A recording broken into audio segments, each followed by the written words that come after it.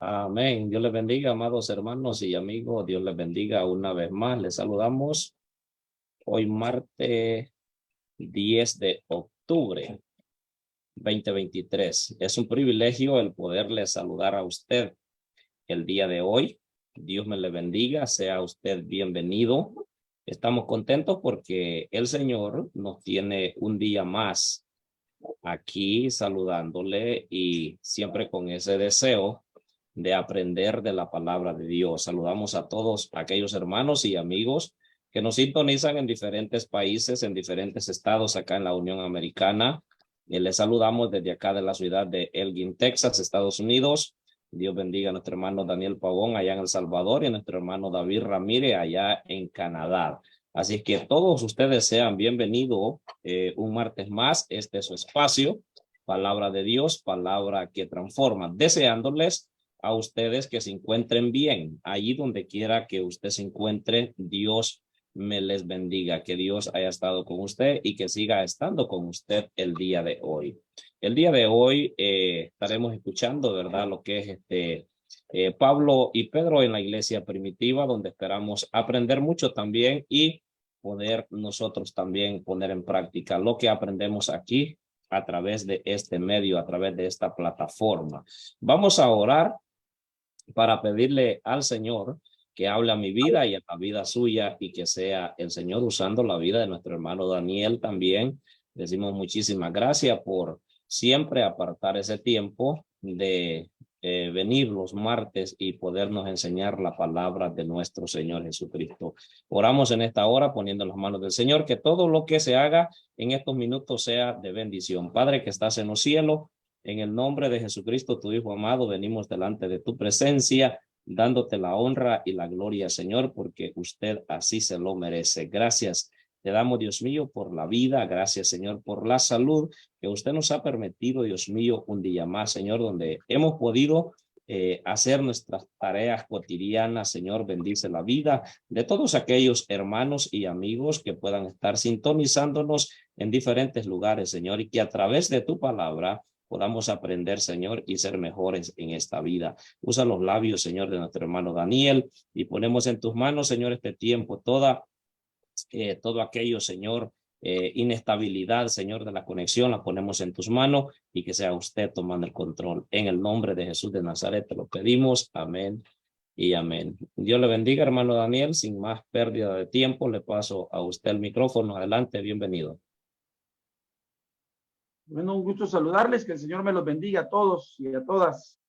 De verdad es una bendición, como siempre, palabra de Dios, palabra que transforma, estar con ustedes cada semana y darle continuidad a lo que hemos venido estudiando acerca de los orígenes del cristianismo, la iglesia primitiva, de lo que va a ser el origen de la iglesia primitiva.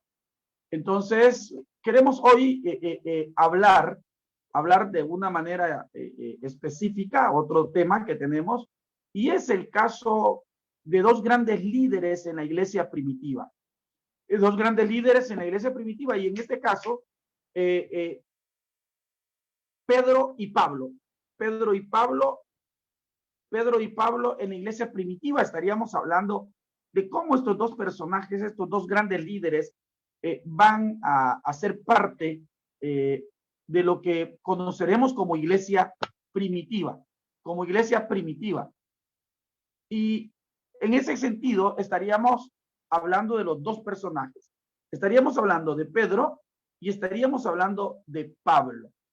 Y estaríamos, bueno, refiriéndonos realmente qué rol desempeñaron estas dos personas, qué rol desempeñaron estos dos grandes personajes que en el Nuevo Testamento vamos a encontrar el desarrollo de la vida de ellos, el desarrollo de su ministerio. Hemos de mencionar quizás no en carácter de jerarquía o de mayor importancia, pero sí vamos a ubicar al apóstol Pedro como un primer personaje, porque él estará como testigo en el ministerio de Jesús. Bien lo va a decir Pedro en sus escritos en una de sus dos cartas que él ha de hablar de lo que él fue testigo.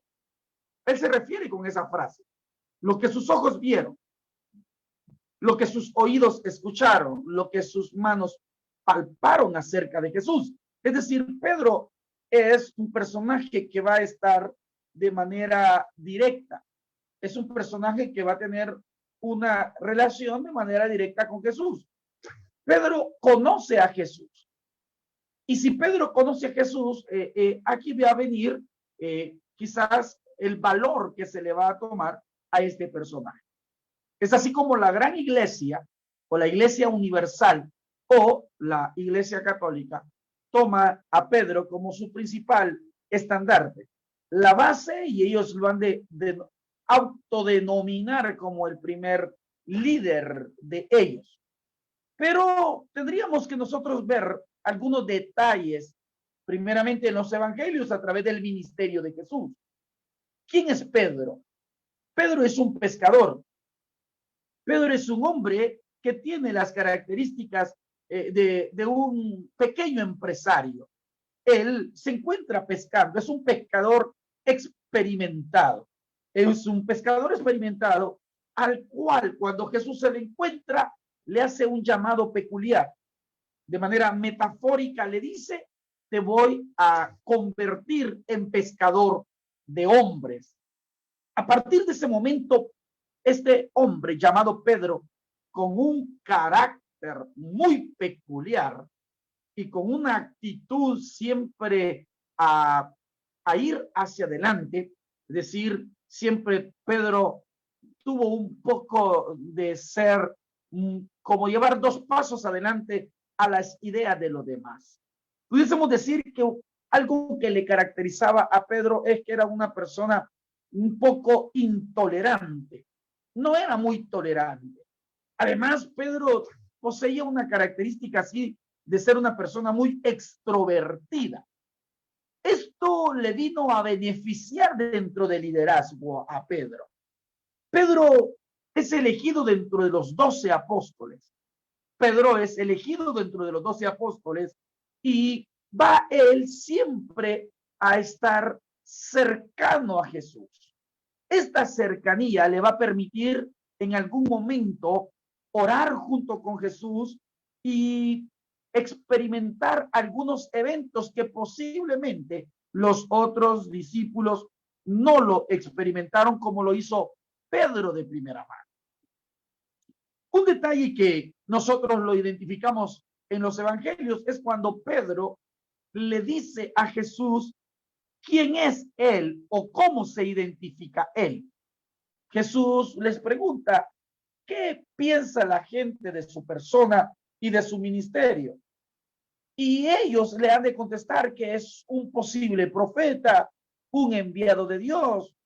Algunos consideran que posiblemente es Elías, otros piensan que es Juan el Bautista, otros creen que es Jeremías. En esa respuesta, Jesús ahora les dice, ustedes, ¿qué dicen? ¿Qué piensan? ¿Quién soy yo? Pedro de manera inmediata contesta y Pedro dice, tú eres el Cristo de Dios. Así lo dice Lucas.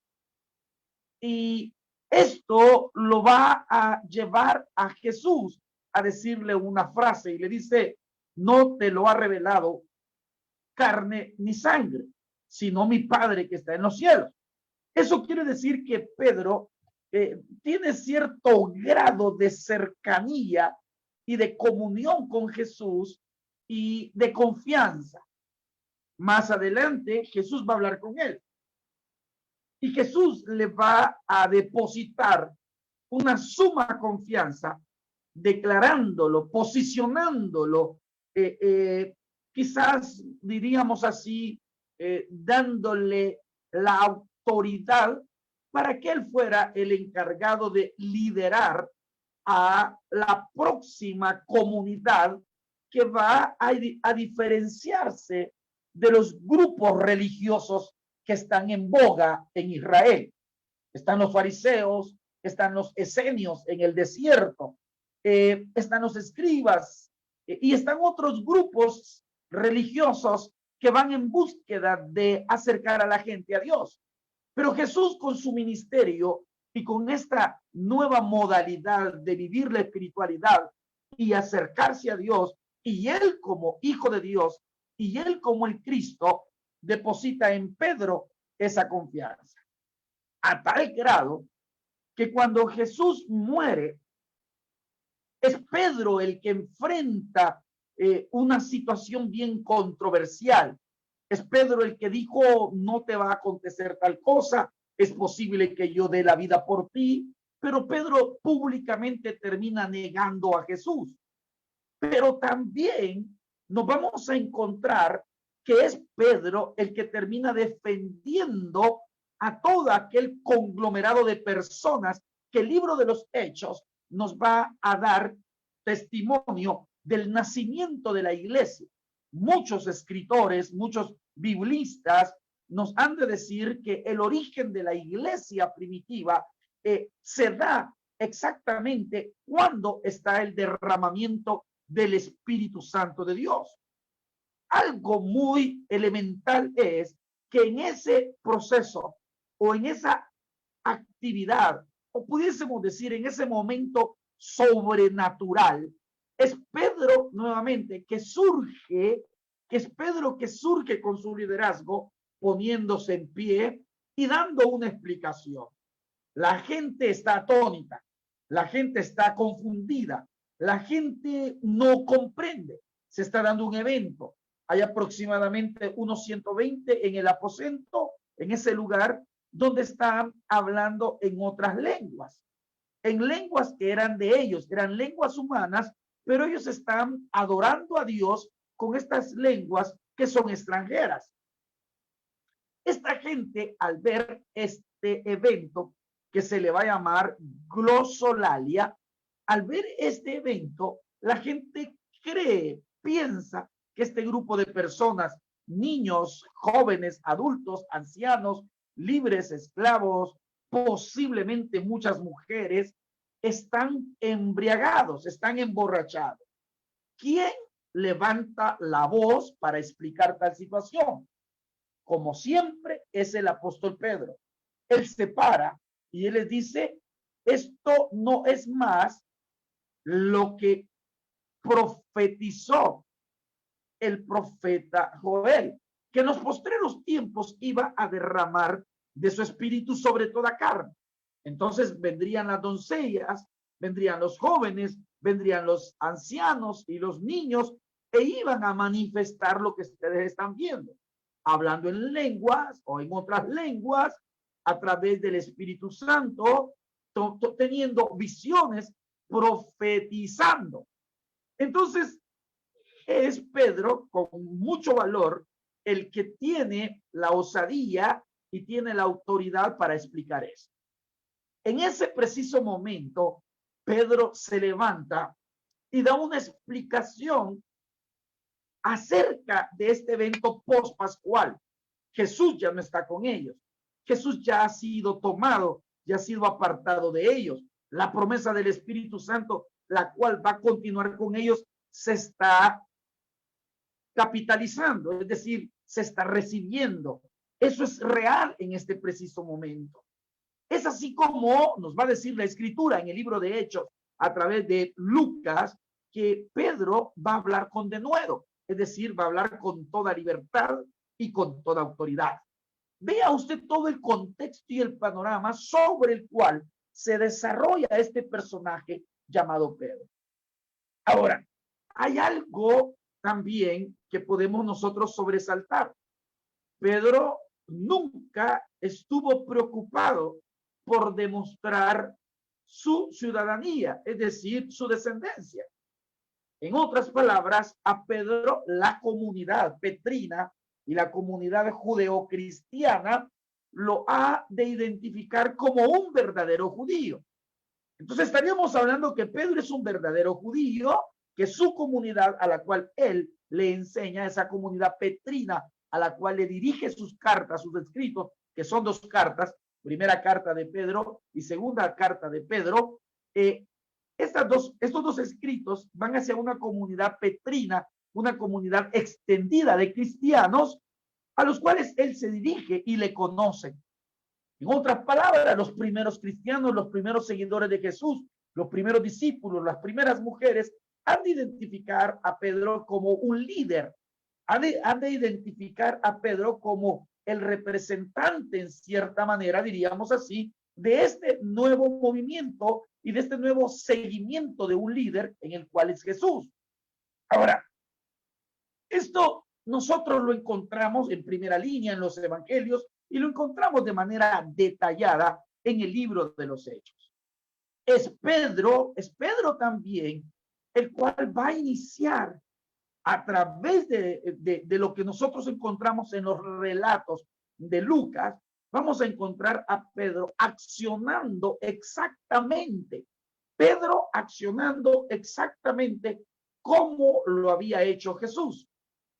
Pedro, como un verdadero judío, no ha perdido de vista su oración en el templo. No olvidemos que los judíos realizaban 3 oraciones durante el día. Y de estas 3 oraciones, el libro de Hechos nos ha de describir una de ellas, a la cual Pedro y Juan, es otro discípulo, otro apóstol, que van al templo a orar. Y ahí se encuentran con una situación de un hombre que es cojo, que es paralítico, que está tirado junto a la puerta de la Hermosa, y este les extiende la mano por una moneda, dado de que los paralíticos eran considerados personas no gratas en las familias, entonces la familia los desechaban y la única manera de subsistir era a través de la limosna. Cuando esto pasa y esto acontece, Pedro acciona exactamente como Jesús. A Jesús en algún momento le llevan un paralítico sobre una camilla, la gente quiere verlo que se levante, pero Jesús no lo levanta, Jesús hace lo contrario y Jesús le dice, tus pecados te son perdonados. Pero veamos lo que hace Pedro ahora. Este hombre le extiende la mano porque quiere una moneda, pero Pedro no le da una moneda. Pedro le dice, bueno, no tengo oro ni plata, pero lo que tengo, eso te doy. Mire bien la continuidad del ministerio de Jesús. ¿Qué quiere decir?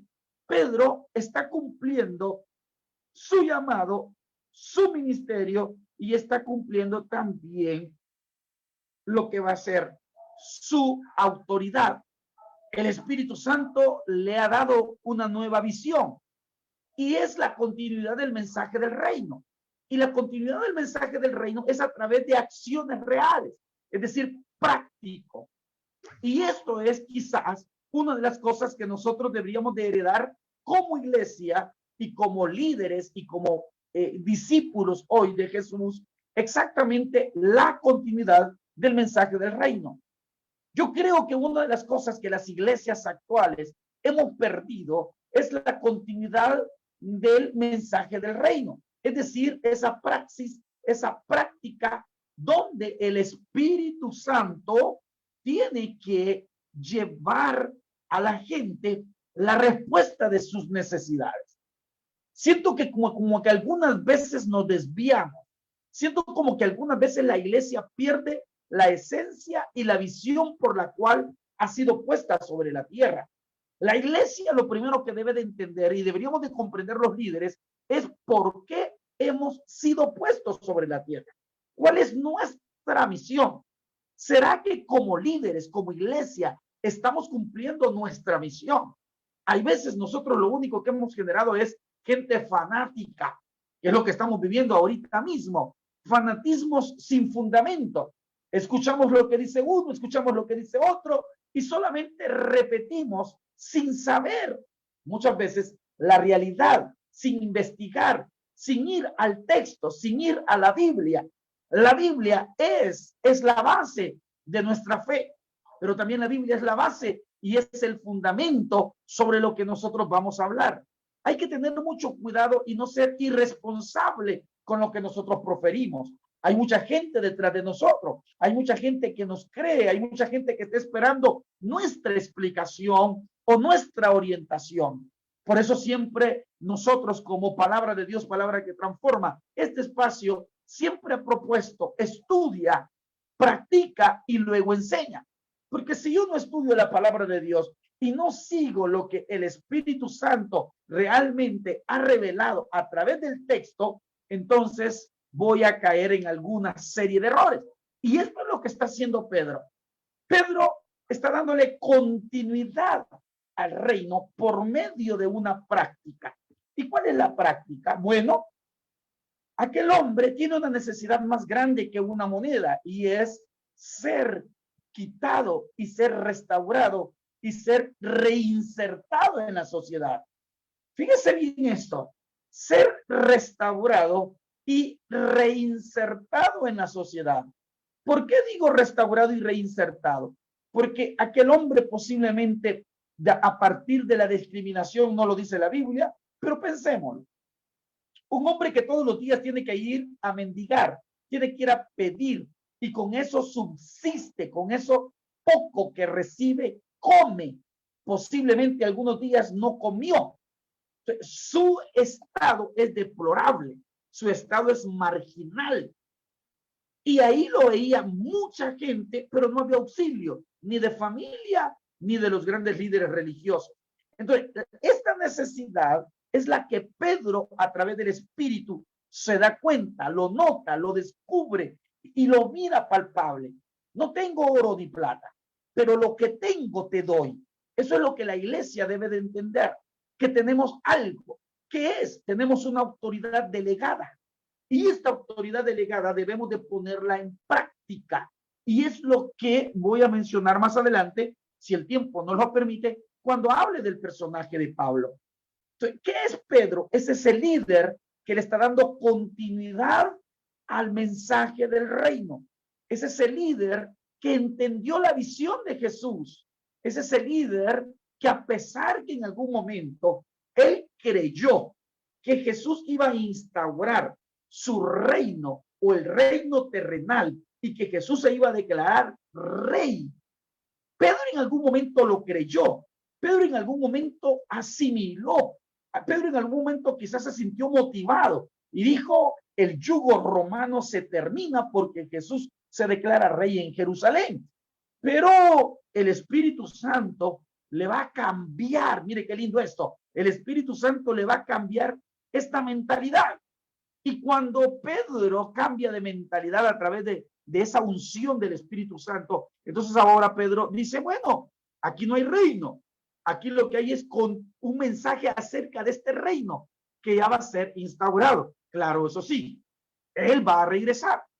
Pedro cree aférrimamente, de manera muy certera, que Jesús, su maestro, va a regresar. Eso sí, él va a regresar.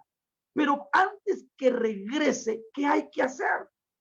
Antes que venga, iglesia, ¿qué tenemos que hacer? Antes que él se presente, no debemos de estar de brazos cruzados, ni tampoco debemos de estar mal orientando lo que ya está mal orientado. Nos libre el Señor, porque la palabra es la que nosotros debemos de tener como libro de fe y como base. Lastimosamente la misma Biblia ha sido transversada y cada quien lo toma a su manera y lo interpreta desde sus diferentes puntos de vista. Vaya usted a saber cómo usted lo toma. Pero lo que único que le puedo decir es que Pedro es el vivo ejemplo de un personaje, de un líder, de alguien que no pasó por alto, óigame esto, las experiencias vividas a la par de Jesús. Es Pedro, mire todo lo que estoy describiendo, es Pedro con otros dos discípulos que vieron palpablemente a Moisés, a Elías y a Jesús en aquel monte al momento de la oración, una transfiguración especial, una luz. Y ellos mismos han de decir, sería bueno que hiciéramos unas enramadas para que se quedase Elías, se quedase Moisés y también tú y siguieras hablando. Fíjese que es Pedro el que él está consciente que el Hijo de Dios, ha traído una buena nueva y vale la pena. Últimamente he estado ocupando esa frase, vale la pena. Y es Pedro también quien ha definido que vale la pena la continuidad del mensaje de las buenas nuevas, es decir, la continuidad del mensaje del evangelio a través de la vivencia de las experiencias y praxis práctica que tuvo Pedro a la par de Jesús. Comienza la iglesia y en ese mensaje que él tiene de explicar lo que está aconteciendo en el aposento alto, él comienza a hablar y comienza a hablarles de el sentido de quién es Jesús. Y termina su mensaje diciéndoles que deben de creer en ese Jesús histórico que estuvo con él, que Pedro estuvo, bueno, viéndolo en algún momento. No perdamos tampoco de vista que Pedro ha de intentar de caminar en el agua. Es decir, hay mire, tendríamos que enumerar una serie de experiencias que Pedro las está ahora vivenciando como un elemento de estoy seguro, lo que mis ojos vieron, lo que mis manos palparon, lo que mis oídos escucharon. Pedro está seguro. Ahora yo me pregunto, ¿estaremos seguros nosotros de este evangelio? ¿Hay seguridad? ¿Hay seguridad en lo que usted ha creído? ¿Hay seguridad en lo que usted tiene fe ahora? ¿A qué está aferrado usted? ¿A las palabras de su líder? ¿A qué está aferrado usted? ¿A los últimos tiempos? ¿A qué está aferrado usted? ¿Al miedo? ¿Al escapismo? ¿A qué estamos aferrados? La fe no es escapar.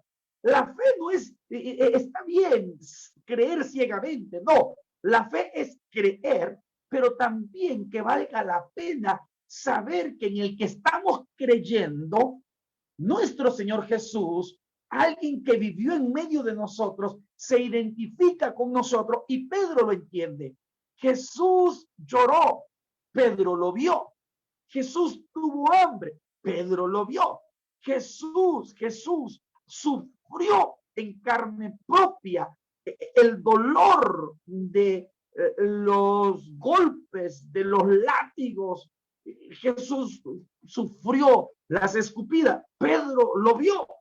Es decir, Pedro, no podemos decirle a Pedro, ¿y qué es lo que tú no vistes?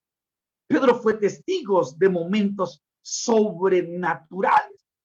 Ahora, yo creo que la iglesia y nosotros a nivel individual hemos sido testigos y estamos siendo testigos de la obra de Dios, de cosas especiales, de cosas sobrenaturales y repito nuevamente, de cosas que valen la pena mantenerlas en nuestra memoria. Por eso conmemoramos la muerte de Cristo, por eso alabamos su nombre, por eso adoramos el nombre de Jesús, por eso bendecimos su nombre, por eso creemos en él, por eso le seguimos, por eso oramos en su nombre. Y pudiésemos decir tantos elementos que Pedro nos deja como fiel ejemplo.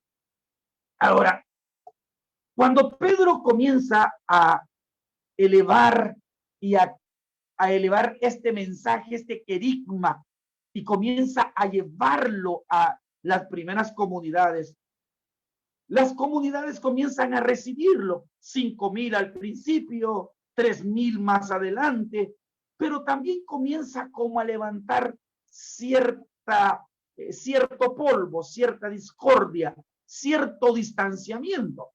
¿Y por qué digo cierto distanciamiento? Es porque el judío oraba 3 veces al día y para ser judío usted tenía que estar circuncidado y para ser judío usted tenía que diezmar en el templo y tenía que cumplir una serie de rituales que a usted le daban identidad israelita o pudiésemos decir identidad judía. Esta identidad se está viendo amenazada con el nuevo mensaje. Usted tenía por obligación asistir al templo, usted tenía por obligación asistir a la sinagoga, pero ahora con el nuevo movimiento pospascual, es decir, después de la Pascua, y con este evangelio, esta buena nueva, este querigma que se está dando, surge un dilema y es, ¿a dónde nos reunimos? Y la reunión comienza en casa. Ya no es sinagoga, ya no es templo, es casa. Esto va a generar cierta amenaza, cierta amenaza. Otro elemento es que muchos seguidores de Jesús no son judíos puros, son gentiles. Otro elemento es que muchos seguidores de Jesús también son gente piadosa, gente que ama el judaísmo, pero que no quiere circuncidarse. Al no quererse circuncidar, el judaísmo no ve a esta gente como muy cercana a la fe del pacto mosaico. Pero la iglesia, el nacimiento y el crecimiento de esta primera comunidad cristiana, judeo-cristiana, está haciendo cosas diferentes, cosas raras. No es que los judíos no creyeran en la sanidad, ellos creían en la sanidad. No es que en medio de los judíos no hubieran personas que oraran por los enfermos. Había personas que oraban por los enfermos. Eso usted lo va a encontrar cuando a Jesús le hacen la observación que en nombre de Belcebú él está echando fuera a los demonios. Y él les dice, ¿y en qué nombre lo hacen sus hijos? Si sus hijos hacen lo mismo que yo hago, entonces también sus hijos están bajo el nombre de Belcebú. ¿Qué quiere decir? Habían otros personajes, habían otros líderes que también oraban por los enfermos, que también hacían liberación de personas endemoniadas. Pero la diferencia con el mensaje y con el ministerio de Pedro es que Pedro está proponiendo la fe en un personaje y el seguimiento en un personaje que no tiene mucha relevancia en el contexto socio-religioso en aquel momento. Jesús no venía de una buena ciudad. Jesús quizás posiblemente no venía de una familia sacerdotal como lo fue Juan el Bautista o como lo pudo haber hecho en su momento Elías como profeta o como lo pudo haber hecho Jeremías en su debido momento. Hijos de profeta, hijos de sacerdotes. Pero Jesús es un hijo de un carpintero. Ellos mismos dijeron a sus hermanos, los tenemos entre nosotros. Habrá algo bueno que salga dentro de Nazaret. Es decir, no hay atractivo. El liderazgo de Jesús es práctica. El liderazgo de Jesús es sobrenatural, pero atractivo como el Mesías que ellos deseaban, no lo hay.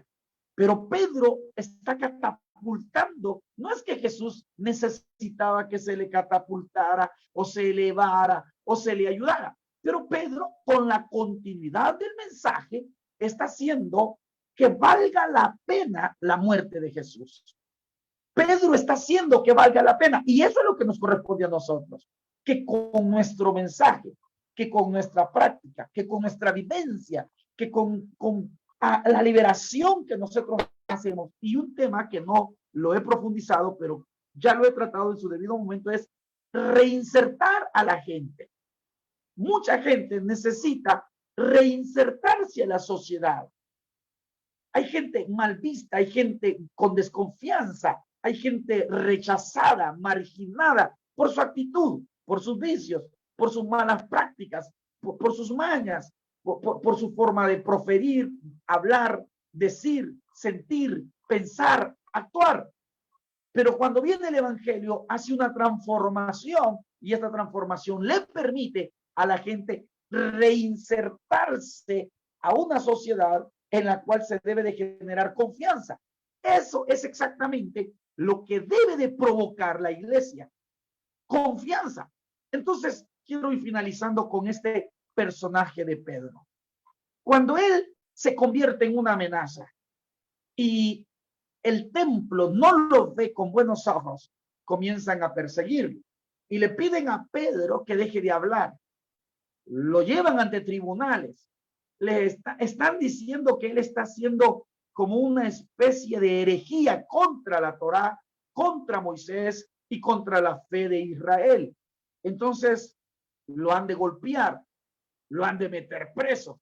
Y nuevamente Pedro vive una actitud sobrenatural estando preso. sale de estar preso.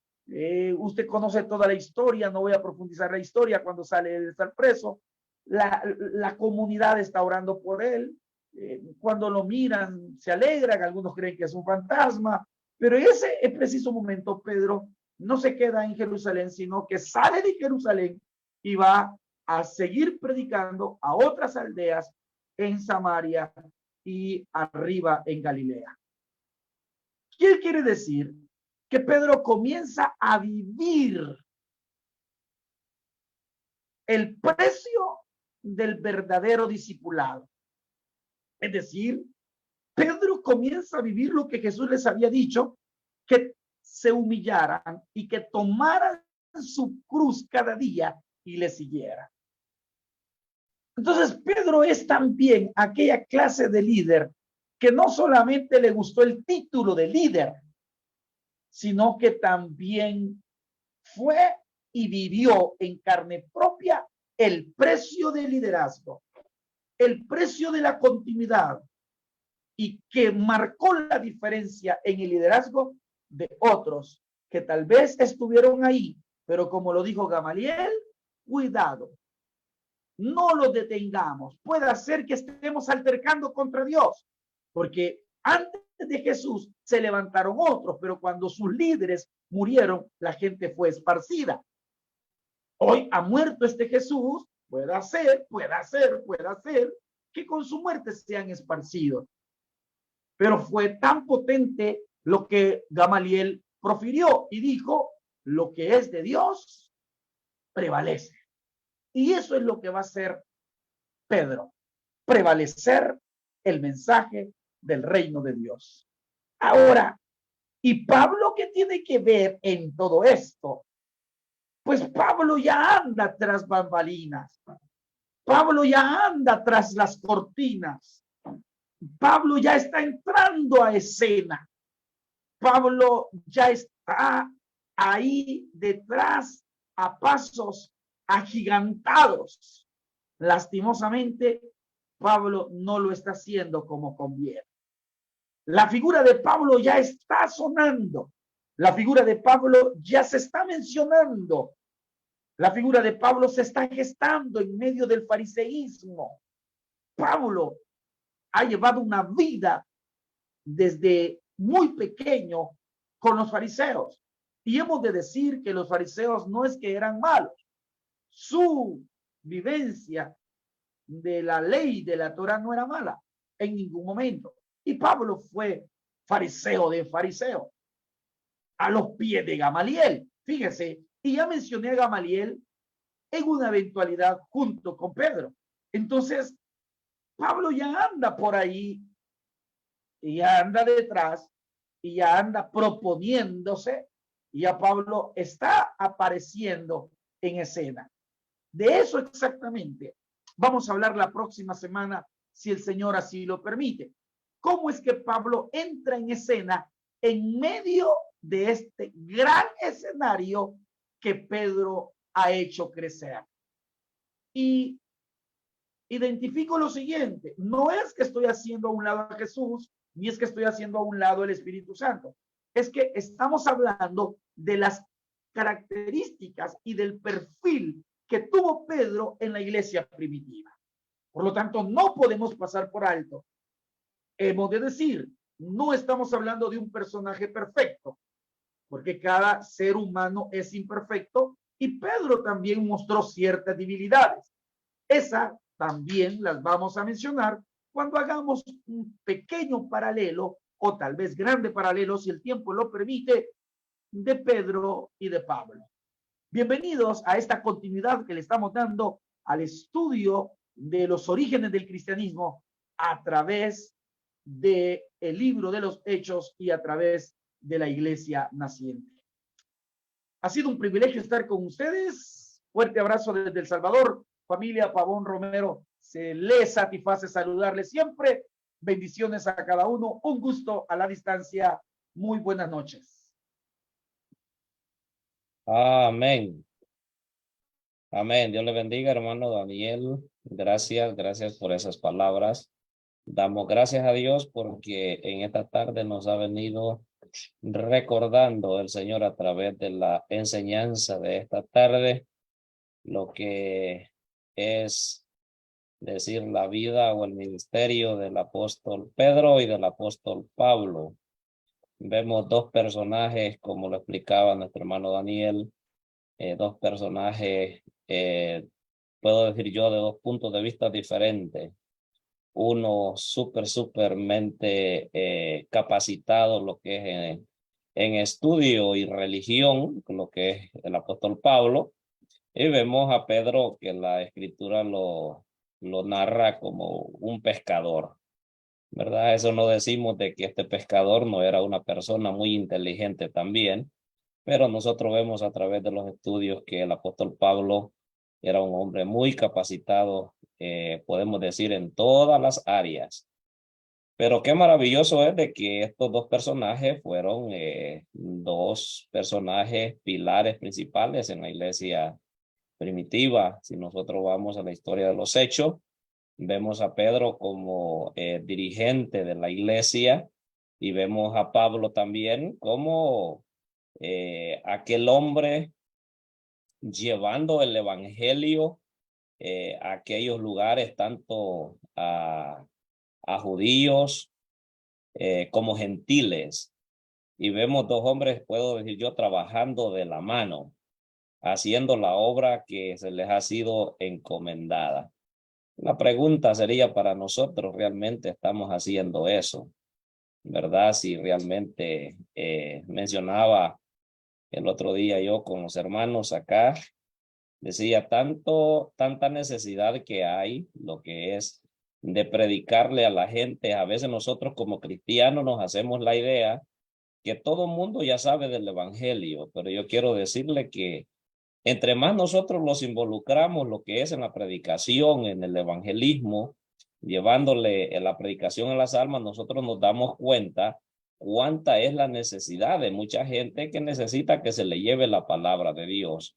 Y mencionaba yo iglesias con 15, 10, 8 predicadores allí sentados arriba en el ministerio y todos peleándose por predicar una vez a la semana y no hay espacio para que prediquen. Y digo yo, tanta necesidad que hay afuera, fuera de las cuatro paredes, pero parece ser de que ese ministerio como que a pocos Dios se los ha dado, ¿verdad? Si decimos así, pero yo creo que ese ministerio Dios se los ha dado a todos aquellos que hemos sido llamados. Es la importancia, el evangelio, predicar la palabra de Dios. Así que Dios le bendiga, hermano Daniel. Gracias por esa palabra. No sé, hermano David, si tiene un comentario o alguna pregunta. Dios les bendiga a todos. Damos gracias a Dios por estar con ustedes un día más, aprendiendo de lo que es la palabra de Dios.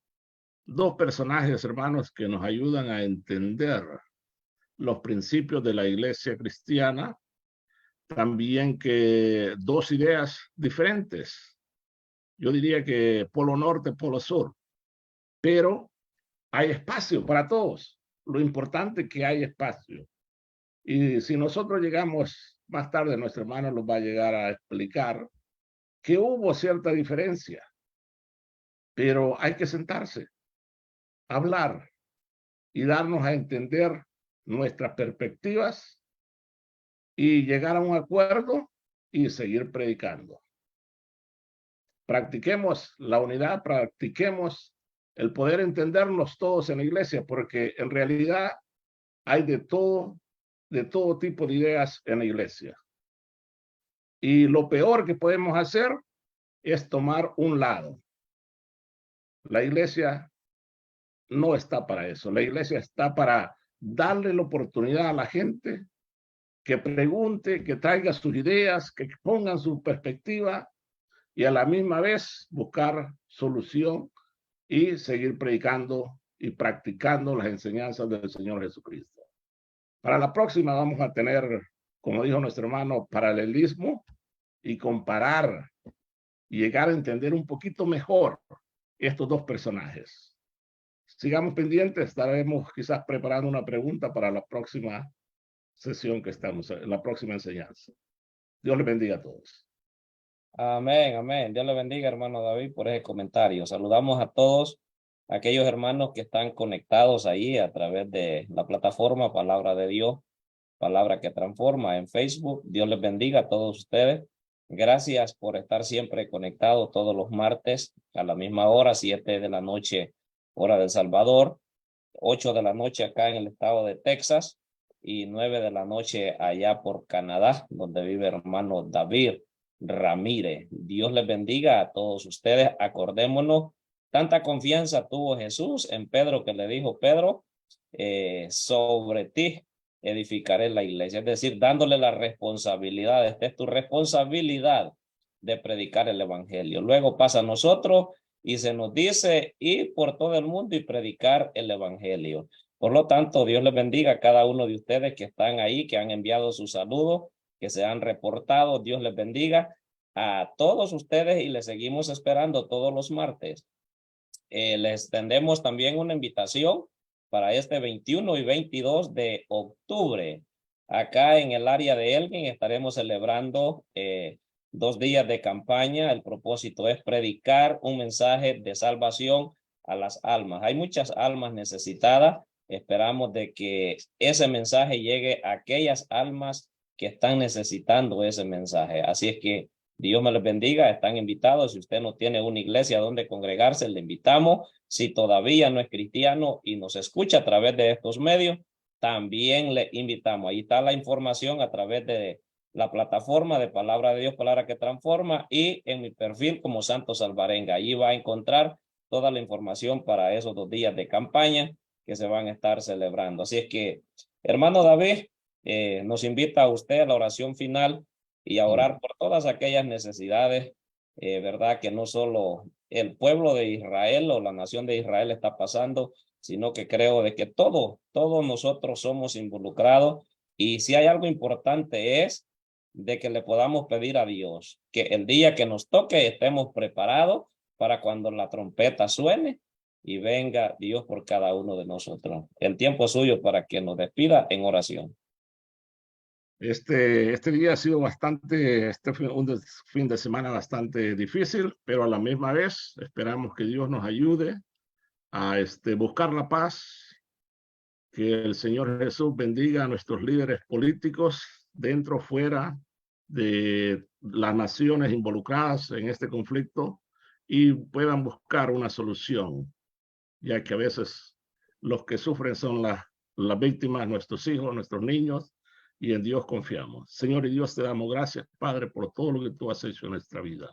Sabemos que hemos pasado por un fin de semana bastante difícil, pero a la misma vez es entendible y esperamos que tú los ayudes a comprender y a orar por nuestros líderes políticos, por aquellos de todas las naciones, Señor Jesús, que tomen una decisión, que tomen decisiones que puedan aportar para la paz, para buscar la ayuda de nuestros hijos, para ayudar a sus ciudadanos, a su gente, a que salgan de aquella incertidumbre, de aquel odio, de aquel deseo de causar problemas, Señor Jesús.